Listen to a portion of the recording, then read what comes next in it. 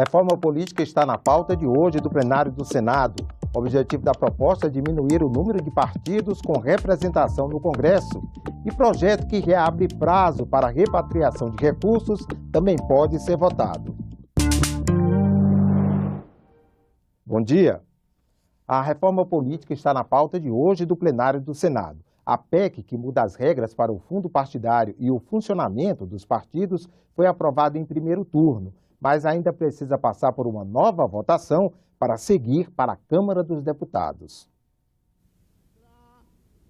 A proposta de emenda à Constituição cria barreiras para os pequenos partidos. De acordo com a PEC, a partir de 2022, só terão funcionamento parlamentar as legendas que alcançarem um desempenho mínimo nas eleições para a Câmara. E a nota de corte é alta. As siglas precisam obter pelo menos 3% do total de votos válidos no país, distribuídos em 14 unidades da federação.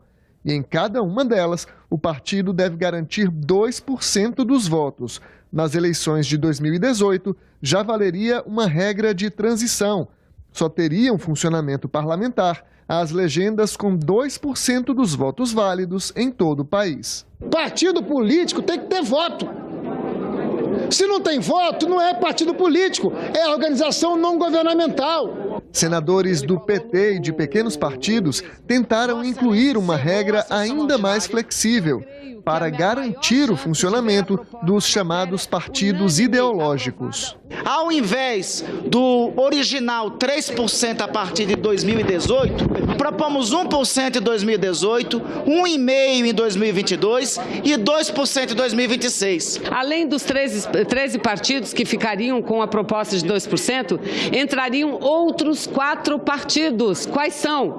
PPS, PCdoB, PROS e PSOL. Alguém pode alegar que aqui estejam partidos de aluguéis? Não. Mas a proposta foi recusada pelo plenário. Há espaço para que a Câmara dos Deputados faça algumas determinadas correções que, obviamente, voltam ao Senado Federal. Pela PEC, apenas as siglas que alcançarem a cláusula de barreira terão direito ao dinheiro do fundo partidário e ao tempo de rádio e TV. Os parlamentares eleitos por partidos que não atingirem a nota de corte podem exercer o mandato, mas as legendas ficam fora do rateio de vagas nas comissões e na mesa diretora da Câmara.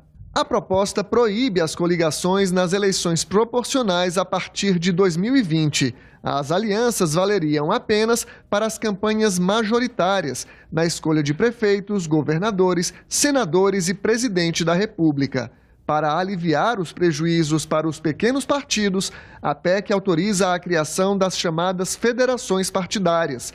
Legendas com afinidade ideológica podem se unir e atuar como um só partido nas casas legislativas. Os partidos unidos em federação devem ficar juntos durante pelo menos 4 anos. Se um partido resolver deixar o grupo, perde os benefícios. O projeto que reabre o prazo para a repatriação de recursos e bens de brasileiros no exterior também deve ser votado hoje pelo plenário. A proposta pode ser um reforço importante para o caixa do governo. Na primeira fase da repatriação, o governo arrecadou 46 bilhões e 800 milhões de reais. Quase 25 mil pessoas físicas e 100 empresas participaram do regime especial. No início de novembro, a mesa diretora do Senado apresentou um projeto para reabrir o prazo de adesão ao programa. De acordo com a proposta, os brasileiros com dinheiro ou bens no exterior têm do dia 1º de fevereiro até 10 de março de 2017 para regularizar a situação. Eles podem declarar o patrimônio acumulado até o dia 31 de dezembro de 2015. O projeto do Senado também aumenta o valor do imposto e da multa cobrados pelo governo. Em vez de 35% do patrimônio declarado vai para os cofres públicos, 51% do bolo fica com a União e o restante com estados, Distrito Federal e municípios. Nós queremos ampliar a arrecadação, viabilizar esses ativos para ficarem regulares no Brasil, e isso é muito importante para a economia. A lei atual impede que políticos e os parentes deles se inscrevam no regime especial. O novo projeto mantém essa proibição. A repatriação só vale para dinheiro ou bens obtidos de forma lícita. quem tiver sido condenado em ação penal não pode participar do programa. Certamente que nós somos favoráveis à prorrogação, mas nós queremos analisar o que é que esse novo projeto contém. Por exemplo, se ele vier trazendo a possibilidade de repatriamento de recursos de parentes de políticos, sem que isso seja objeto de uma prévia análise quanto à origem desses recursos, nós seremos contra. Outro projeto na pauta do plenário tem o objetivo de acabar com a guerra fiscal entre os municípios. A proposta também visa reforçar o caixa das prefeituras.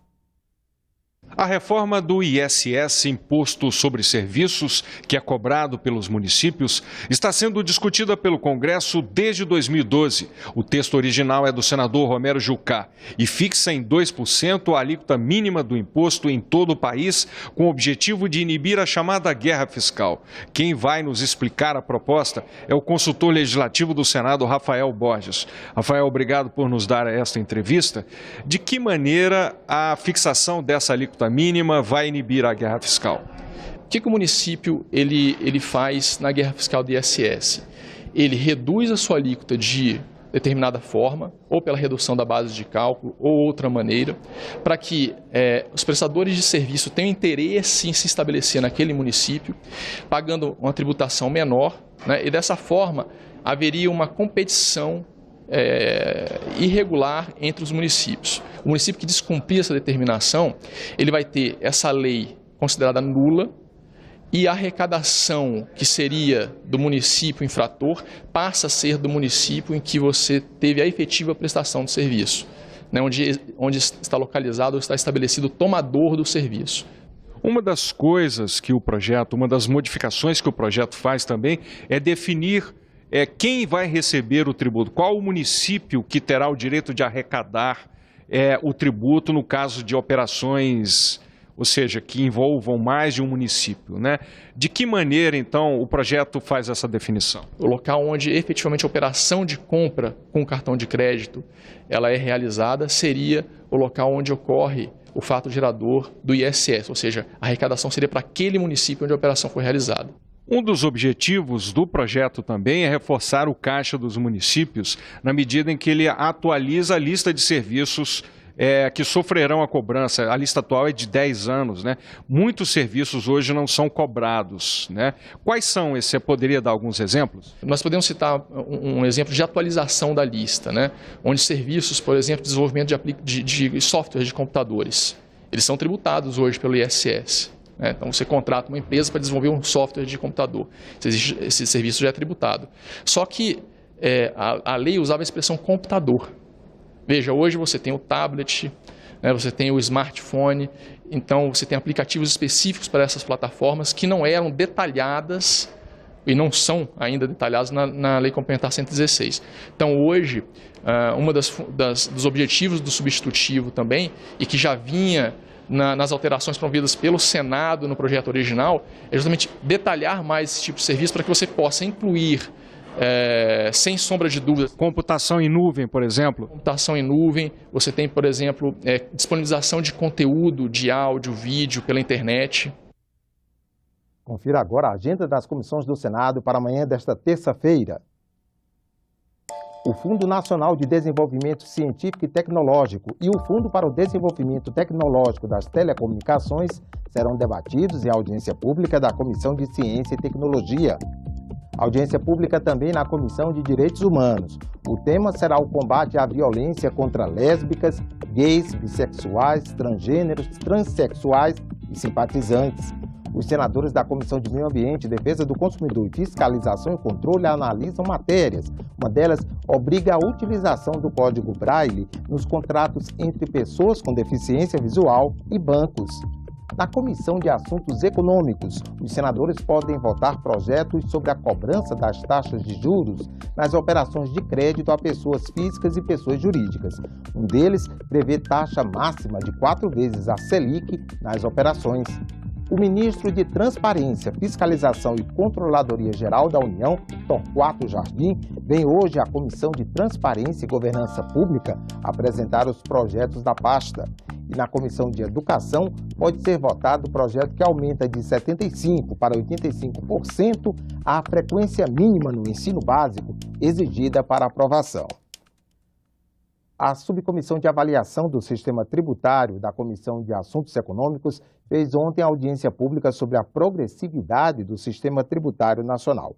A cobrança mais equilibrada de tributos para todas as faixas de renda foi o principal ponto do debate. O Estado, como o senhor falou, tem a obrigação de intervir para retificar a ordem social, criar um sistema tributário que seja capaz de distribuir renda, fazendo com que as camadas mais ricas da população paguem mais tributos e para que a classe média e os mais pobres paguem menos tributos. O sistema tributário deve favorecer o crescimento do PIB per capita, não do PIB simplesmente, mas de quanto cada pessoa tem de direito ou se apropria de uma parcela da riqueza nacional. Essencialmente, o problema ocorre porque os tributos que representam 50% da carga tributária nacional, pelo menos 50%, e que são pagos por todos de forma indiscriminada, pelos pobres e ricos. Eu acho que essa audiência aqui foi importante. Se o governo está falando de problemas fiscais, tem como transformar o nosso sistema tributário num sistema tributário mais justo, mais progressivo. Aqui ficou claro, professor, eu entendi os números que a senhora apresentou, mas aqui é uma distorção, não é nos 10% mais ricos, não. É uma distorção dentro disso, no 1/100º aqui, que começa, né? E, na verdade, vai se agravando na medida em que nós estamos chegando nos milionários, nos grandes milionários do país, que pagam pouco imposto comparativamente com a classe média alta e os trabalhadores. Senadores da oposição criticaram a decisão do presidente Michel Temer de manter no governo federal o ministro da Secretaria de Governo, Gedel Vieira Lima. Gedel foi acusado pelo ex-ministro da Cultura, Marcelo Calheiro, de se aproveitar do cargo para pressionar para que o Instituto do Patrimônio Histórico e Artístico Nacional liberasse a construção de um prédio de 30 andares em área protegida em Salvador. Os oposicionistas querem convocar o ministro da Articulação Política do governo para vir se explicar no Senado. Nós estamos fazendo também uma representação junto à Procuradoria-Geral da República para que ela possa abrir um inquérito e investigar, inclusive o ministro Gedel Vieira Lima e a AGU, porque nas conversas que ele teve com o Calheiro, ele dizia que queria tirar o processo do Ministério da Cultura para a AGU. Então é preciso saber que influência ele exerce na AGU para tentar mudar um parecer baseado em dados técnicos. O ministro Gedel trata muito bem da articulação política. Eu sou testemunha disso porque convivo diariamente com ele e ele exerce essa função com maestria. Caso ele vir ao Senado, ao Congresso, dar explicações, uma convocação dele? Ele dá explicações, já falou com a imprensa, o caso está agora submetido à análise da Comissão de Ética Pública. Vamos aguardar. Você tem acesso a outras notícias na nossa página na internet e fique ligado aqui na programação para assistir aos boletins do Senado agora.